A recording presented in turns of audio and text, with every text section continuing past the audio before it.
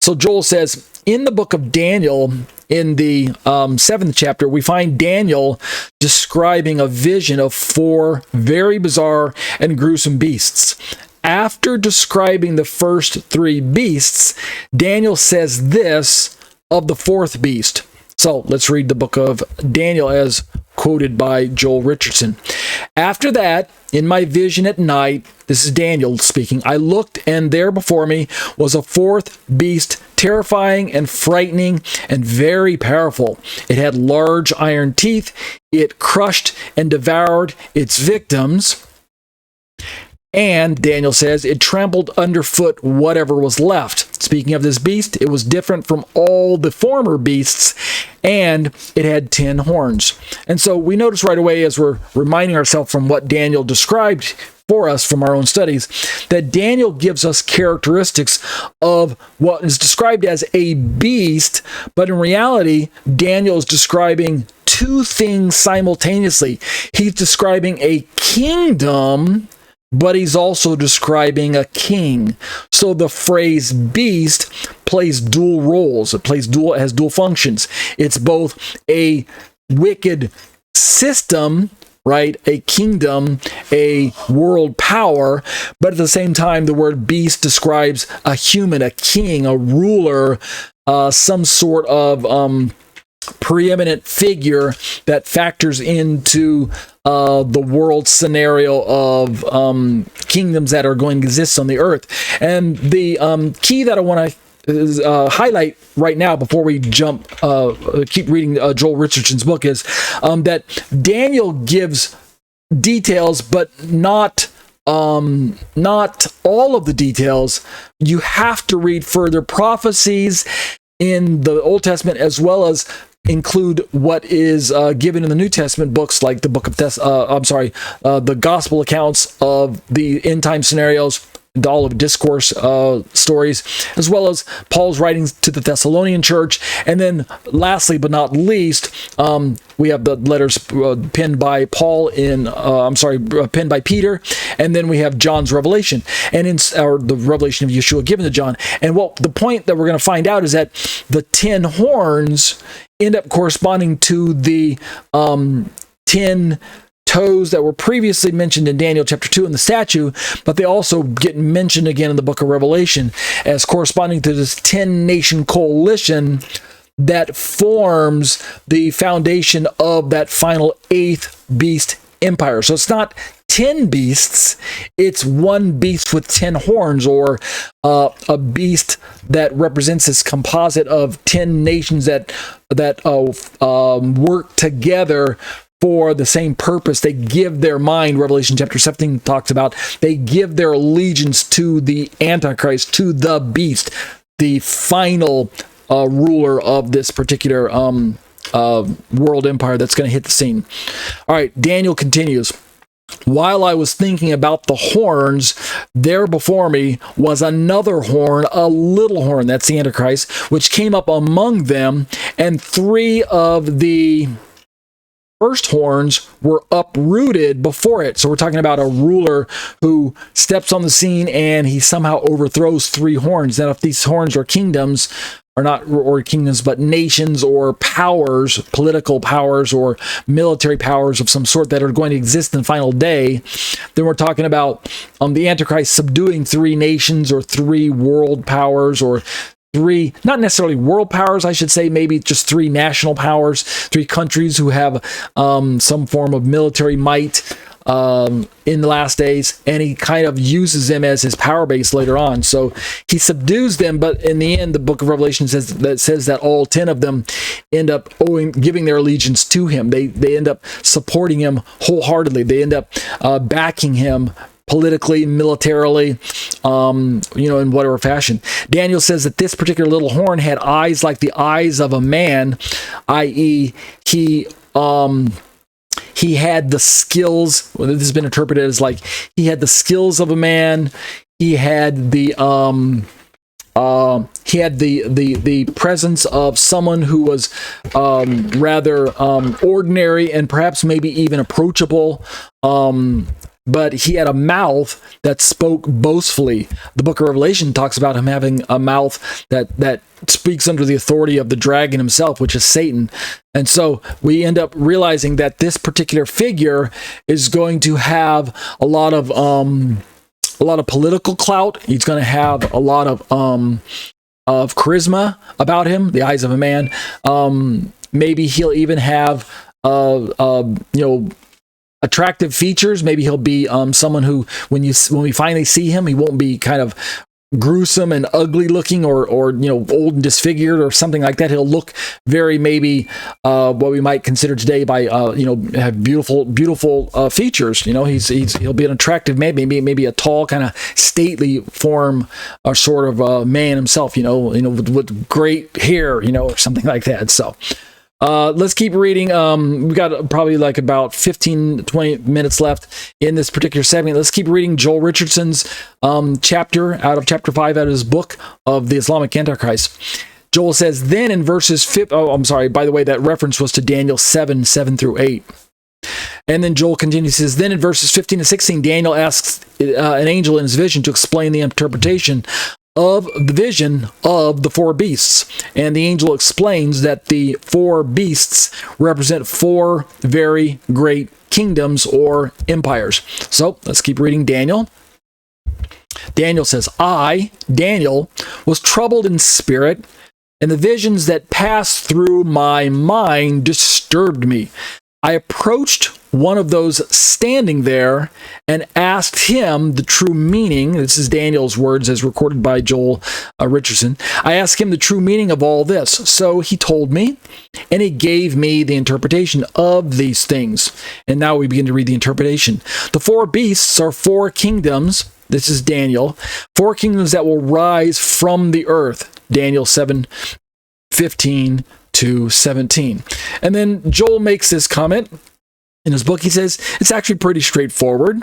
Daniel again asks the angel specifically about the fourth beasts, and in particular about the little horn that uprooted three horns. And the angel again responds with a very direct and clear explanation. So notice, let's jump back over to scripture once again. I like it when a writer or a teacher draws heavily from the Bible directly. This way we can begin to realize that he's grounding his theory or his hypothesis in the Word of God. Even though you may have a different interpretation, at the very least, you have to give him credit for putting his exclamation right into the words of the Bible itself primarily, okay? Let's keep reading Daniel here.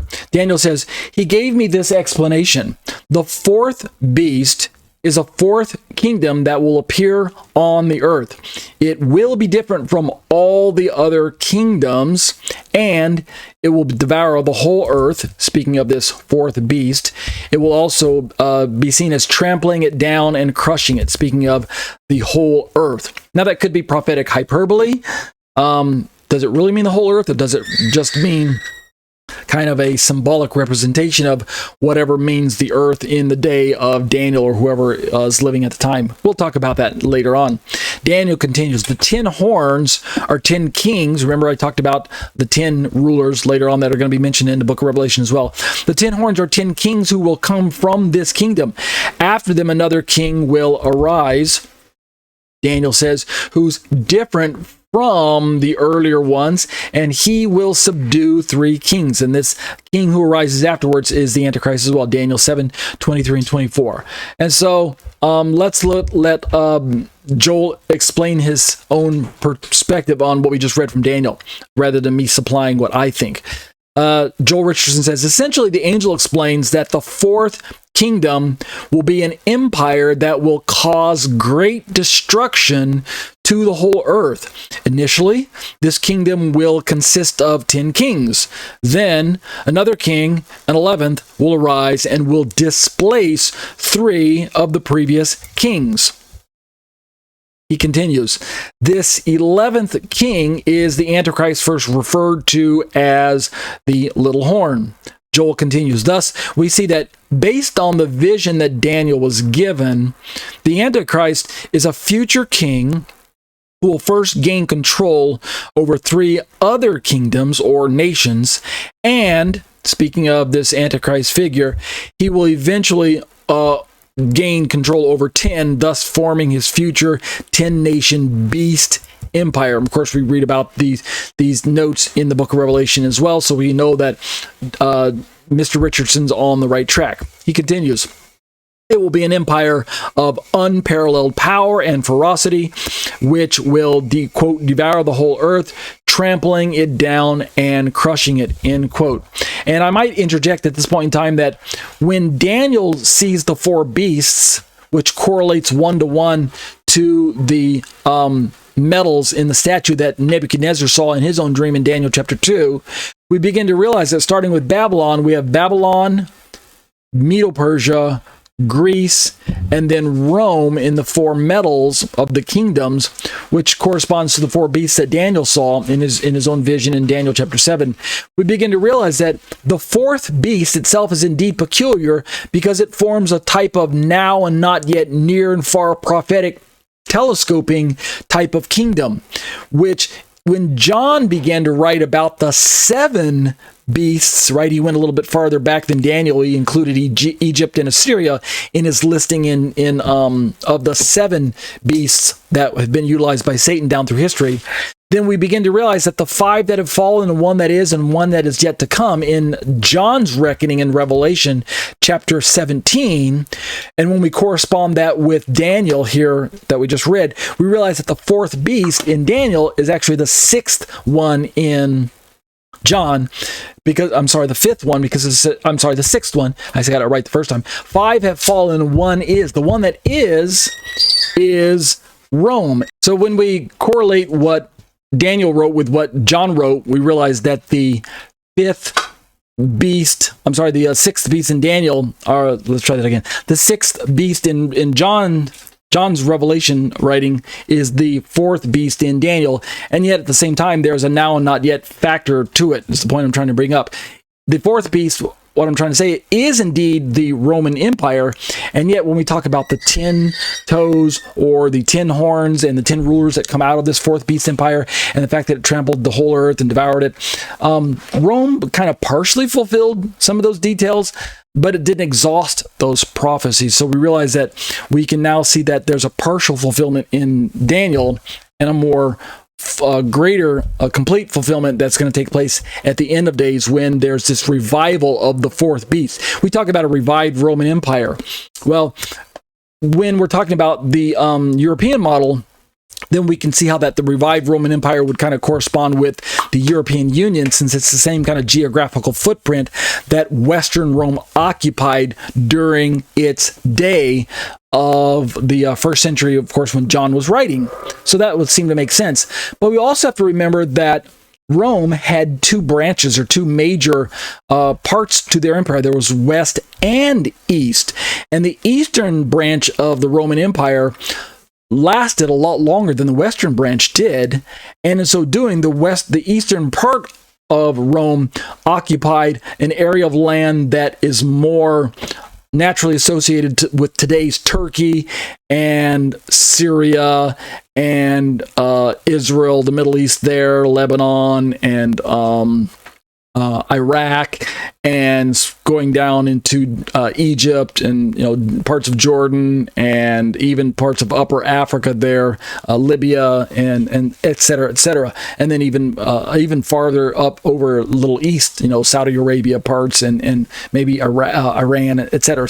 So the point I'm trying to make is that suddenly, when we begin to realize that there's a revived 4th empire, we don't always have to force it into the European model of revived Rome in the West. We can now realize that when we talk about a revived 4th beast, that it could be a revived eastern half of the Roman Empire, which actually was more occupied by the Ottoman Turks after they defeated Rome, 1,000 or plus years later. So that's the point I'm trying to make, is that this actually allows for the prophecy of this 4th beast, the revival of the 4th beast. It means that what could take place in the last days is not necessarily a revival of a European centered empire as that final beast, as so much as it's instead of revival of the eastern side of Rome, meaning a revival of the Ottoman Empire, instead of a revival of the Western/Roman Empire. And indeed, Joel's going to push forth his perspective that that's the case. The revival, the now and not yet, the near and far aspect, or the partial/total prophetic telescoping, points to the near part being partially fulfilled in ancient Rome, the western half, but the latter half being fulfilled in the eastern half of Rome as it dissolved from the Roman Empire and turned into the Ottoman Empire, but occupying the same land area. So, in other words, the fourth beast, which formed the legs of Nebuchadnezzar's Daniel chapter 2 statue, went down into the 10 toes where the iron began to mix with clay. And so it was still the same metal, but it introduced some extra elements as it went farther down the statue and became more unstable at the toe stage. Well, that's Rome kind of morphing into its final stages, or Rome morphing into the Ottoman Empire, is what Joel Richardson is going to say. If you don't take that model, then you have to explain, how did Rome kind of dissolve and become into the seventh beast? Who was the seventh beast? Was it, Hitler's Nazi regime, which did occupy some of the same land area as Western Rome, so that would kind of put it there. It's the same European stage, so that helps in that particular model. All right, so that's kind of a side rabbit, but it was worth bringing to your discussion. I think what I'll do here is, this is a great place to stop with Mr. Richardson's notes. We'll pick this up next week, where we continue looking at this book, The Islamic Antichrist, and we discuss the notes on the Antichrist is seen through the lens of the Islamic model of the parallels between the Antichrist in the Bible and the Mahdi of Islamic eschatology. But that'll do it for Eschatology, a biblical study of end time events.